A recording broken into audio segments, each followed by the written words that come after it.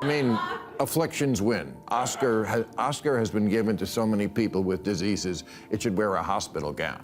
I mean, blind, deaf, ALS, cerebral palsy, Alzheimer's, amputee. There's nothing more automatic, well, except if you're mentally challenged in some way. The whole thing is so Hollywood, a room full of know-nothings who call themselves the Academy, making everyone tremble before their judgment, even though their judgment is often terrible and fails the test of time.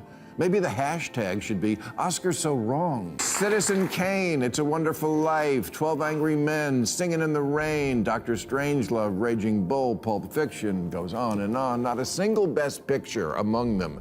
Brilliant, brave, groundbreaking, intellectually honest films constantly lose to much more forgettable, trifling, sentimental stuff. This year's Oscars just wrapped up, but the fallout is not going away anytime soon.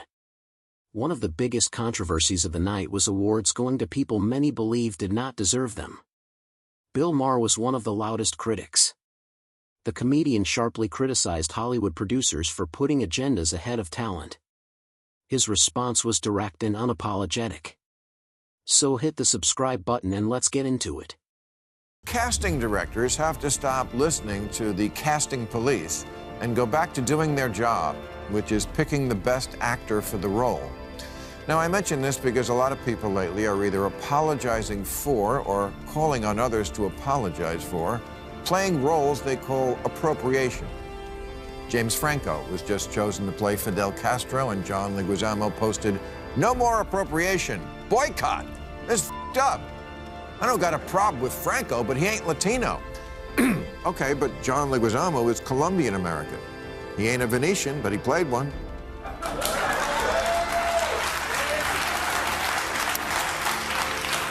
He ain't a French little person or an Italian plumber, but he played them too, because he's... John Leguizamo should be among the last people to lecture anyone about cultural appropriation. This is an actor who has built a long, celebrated career playing a wide range of characters, many of whom do not share his Latino background. And he has been praised for that versatility. That is what acting is supposed to be, stepping into different lives, different worlds, and making audiences believe it. But now the rules seem to shift depending on who is speaking and what side they are on. That is the pattern people are starting to notice. When it benefits them, it is called talent and range. When it does not, it becomes a moral outrage. That selective outrage is exactly what frustrates audiences. It creates the impression that the criticism is not really about principles but about convenience, relevance, and staying aligned with whatever narrative dominates the moment. Why the hell do you think people become actors? Because they want to spend their life not being who they are.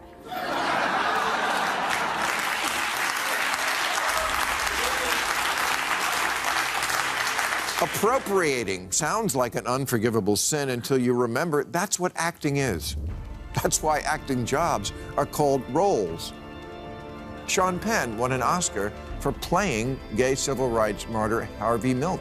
At the time, it was considered a courageous act of solidarity for a straight male movie star to play a homosexual. Now it's the opposite. Eddie Redmayne played a transgender woman in The Danish Girl, but now calls that a mistake because many people don't have a chair at the table. Well, actually, in movies now, they do. And what does it have to do with you playing trans? Does it then work the other way? Can trans actors only play trans? Bill Maher is right on this one. Acting at its core is appropriation, stepping into lives, cultures, and experiences that are not your own and making them believable. That is the craft. There is nothing inherently wrong with actors of different races or backgrounds portraying real-life figures they have no personal connection to. In fact, that is what great performances are built on. What has become unusual is the growing expectation that actors must apologize for doing exactly what their profession demands. Eddie Redmayne expressed regret over playing a transgender role. Scarlett Johansson stepped away from a similar project amid backlash, and Hank Azaria publicly apologized for voicing Apu on The Simpsons. That pressure does not come from nowhere. It is driven by a culture that increasingly treats performance as offense instead of celebrating range. It polices it, pushing actors to second-guess roles they were once praised for taking on. And isn't the best acting always about making us feel our common humanity beyond separate identities? A black George Washington in Hamilton, of course. But Ryan Gosling as Frederick Douglass? Yes, that would be problematic.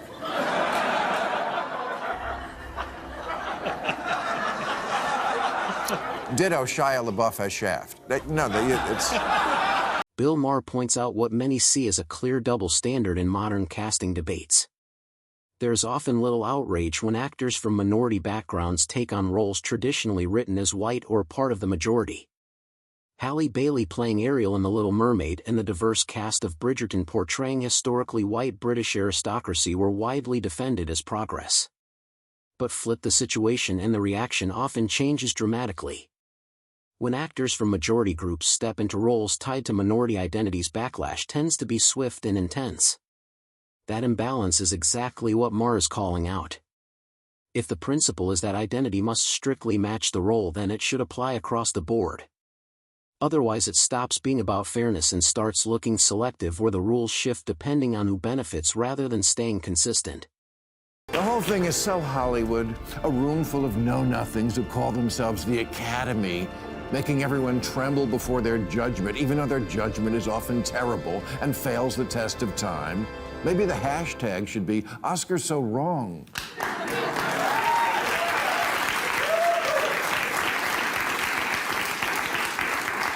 Citizen Kane, It's a Wonderful Life, 12 Angry Men, Singing in the Rain, Dr. Strangelove, Raging Bull, Pulp Fiction, goes on and on. Not a single Best Picture among them. Brilliant, brave, groundbreaking, intellectually honest films constantly lose to much more forgettable, trifling, sentimental stuff. Saving Private Ryan lost to Shakespeare in Love. Sunset Boulevard lost to All About Eve. Glory to Driving Miss Daisy. Gangs of New York to Chicago. Munich lost to Crash.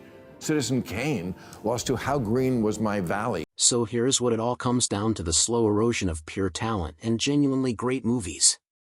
If Hollywood keeps doubling down on rigid cultural appropriation rules as the driving force behind casting, the industry risks sidelining skill range and storytelling in favor of box checking.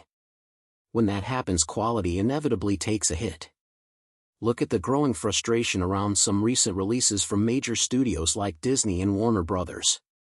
Audiences are not just reacting to representation debates, they are responding to weak scripts, forced casting choices, and performances that do not land. If talent becomes secondary to identity, you end up with films that feel manufactured rather than inspired, and viewers notice the result: less excitement, fewer memorable performances, and a slate of forgettable subpar movies in the long run. That does not just hurt audiences, it also undermines the very industry trying to stay relevant. Why don't we just go by merit and let the best actor win? Which seems like what happened when Ana de Armas just got picked to play Marilyn Monroe, even though she's Cuban with an accent. Hey, maybe she should play Fidel Castro and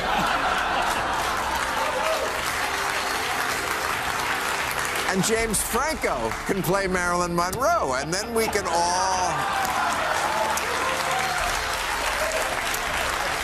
all stay in our lanes. Is that what diversity and inclusion look like now? Everybody's staying in their lane?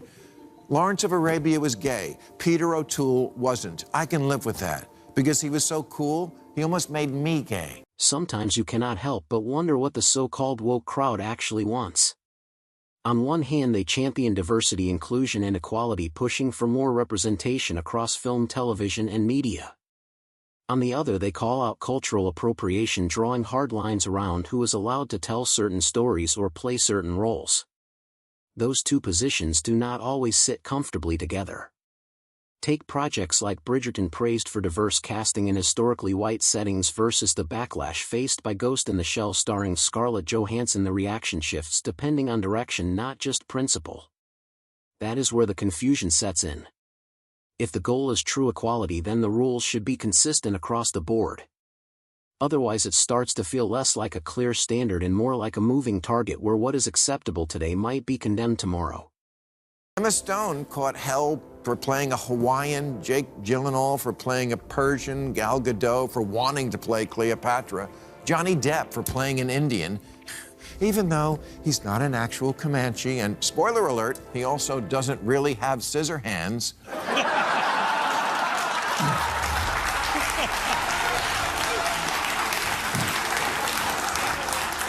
And he's not actually a drunken pirate. Okay, bad example.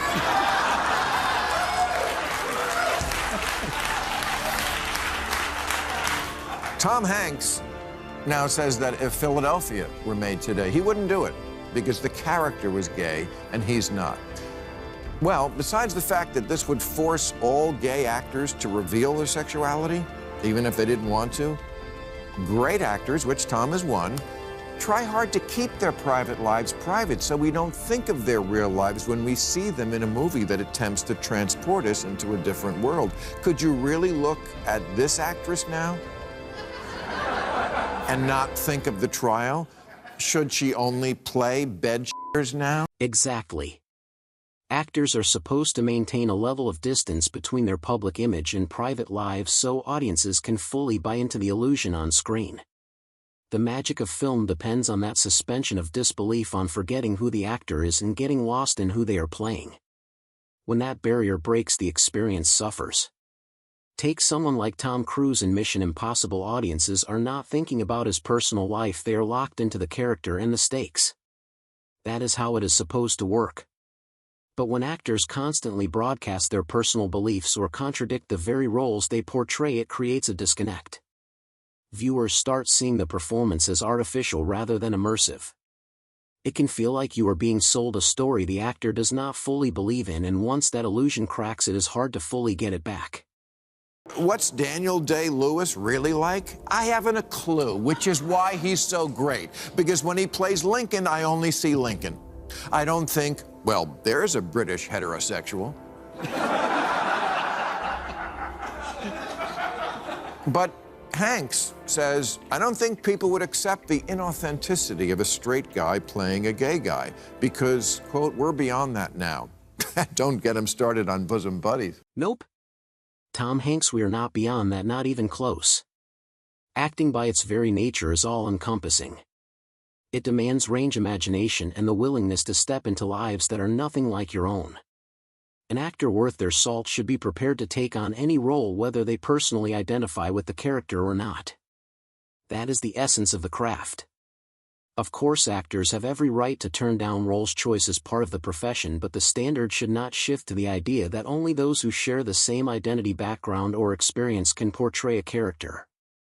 That approach narrows storytelling instead of expanding it. If that rule were applied consistently, it would strip acting of its very purpose. The goal is not to mirror reality, it is to interpret it, challenge it, and sometimes even transcend it. Reds lost to Chariots of Fire. Shawshank Redemption lost to Forrest Gump. Some of the most iconic directors of all time. Hitchcock, Kubrick, Tarantino, Kurosawa, Bergman, Fellini, Rob Reiner have 0 wins for Best Director. The Oscars should give out a new award, the Kanye West I'ma Let You Finish Award.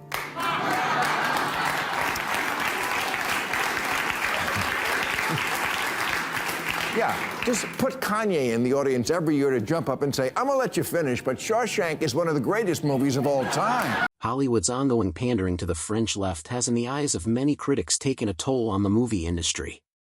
Instead of prioritizing storytelling, originality, and standout performances, there is a growing sense that studios and award bodies are chasing narratives and messaging. We have seen instances where widely praised films lose out at the Academy Awards to movies that, according to audiences, simply do not measure up in quality or impact. That disconnect fuels frustration. Viewers want compelling stories and unforgettable performances, not decisions that feel politically calculated. When awards appear out of sync with popular sentiment, it weakens trust in institutions that once defined cinematic excellence. It is a disappointing reality for many film fans because Hollywood has always been capable of greatness. But when external pressures start shaping outcomes more than merit, the industry risks losing what made it special in the first place, and audiences are starting to notice. The acting awards? No better. They're constantly giving out the make up for a snub Oscar when an actor gets one because the Academy stepped on its The first 10 times the guy should have won. Al Pacino in The Godfather, Godfather 2, Serpico, Scarface, Dog Day Afternoon. I could go on. Crickets. Then he plays a blind guy who screams hoo-ha and welcome to the winner's circle.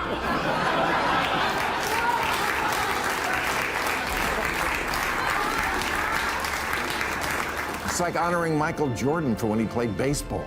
It increasingly feels to many critics as though Hollywood is not as focused on raw talent as it once was, but rather on which performances align with the expectations of a very vocal cultural moment. The perception is that certain roles, especially those tied to identity, carry built-in prestige if they check the right boxes regardless of how strong the overall performance or film may be. We have seen controversy surrounding films like The Danish Girl with Eddie Redmayne, or debates sparked by casting choices involving actors portraying characters with lived experiences different from their own. In these cases, the conversation often shifts away from craft and toward identity, and that is where frustration builds.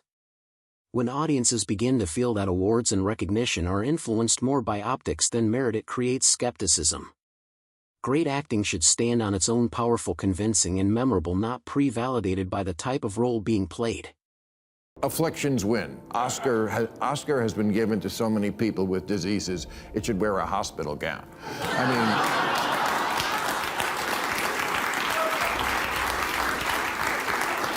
blind, deaf, ALS, cerebral palsy, Alzheimer's, amputee. There's nothing more automatic, well, except if you're mentally challenged in some way.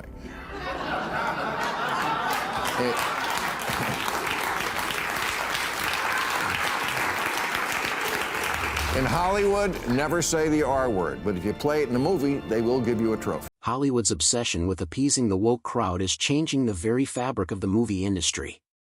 Talent and craft are increasingly overshadowed by roles designed to signal virtue rather than showcase skill. When awards reward identity over performance, audiences notice and the magic of cinema suffers. Acting is about transformation, range, and storytelling, not box checking. If Hollywood continues down this path, we risk losing both the artistry and the memorable films that once defined the industry, leaving us with forgettable movies and compromised talent. And on this note, we draw the curtains on today's video. If you enjoyed it, then hit the like button and subscribe to this channel for more videos like this. Thanks for watching, and I'll see you in the next one.